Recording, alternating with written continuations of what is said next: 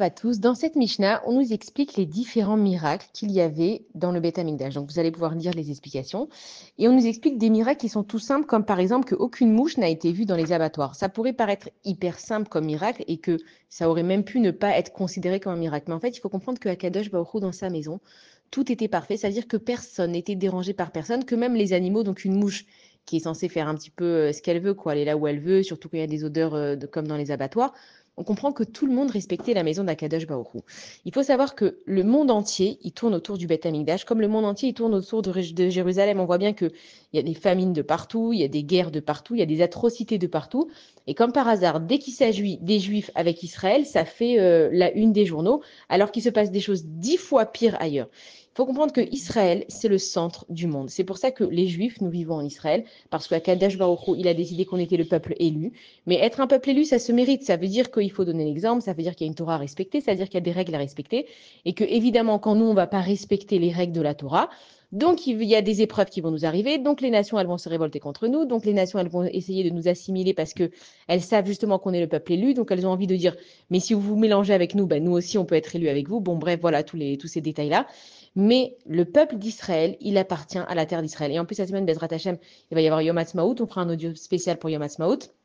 Akadosh Baruch Hu, s'il a décidé de mettre sa maison ici, c'est pour une bonne raison. Dieu, il n'est pas limité. Donc Dieu, il aurait pu dire, écoutez, dans chaque ville où il y a des Juifs, j'ai qu'à établir un petit sanctuaire. Non, Akadosh Baruch Hu, le Beth Amikdash, il l'a mis que en Eretz Israël. Il a mis des choules, des synagogues de partout pour que la maison d'Hachem, elle soit toujours de partout.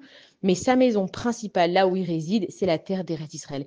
Et il faut prendre conscience que on n'a plus le Beth Amikdash, évidemment, mais on a encore le mur des lamentations, le mur occidental, le Kotel Amaharavi, et que Akadosh Baruch Hu, il a promis que même s'il allait détruire le Beth Amikdash, il allait laisser une preuve qu'il a été là.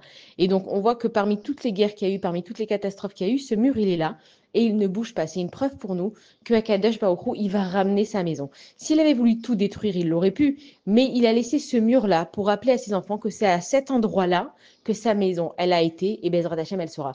Et donc, on connaît quand, voilà, on vient de Chutz La'aretz, on vient de en dehors d'Eretz Israël, on fait le passage obligé au mur des lamentations. Même les personnes qui habitent en Eretz Israël, elles doivent aller au moins une fois par mois au mur des lamentations.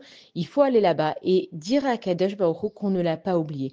Et c'est comme un meilleur ami qui aurait eu sa maison et que sa maison, elle n'est plus. Ça veut dire qu'on veut montrer à Kadosh Baruch Hu que nous, on y croit à tout ça. Et quand nous, en fait, on croit que Bezrat Hashem, le Beth Amikdash, il va revenir, on donne simplement à Kadosh Baruch Hu le réconfort de savoir que on croit en lui. On croit que ce qu'il a fait, c'était bien et que Bezrat Hashem, ce qui va se passer, c'était bien.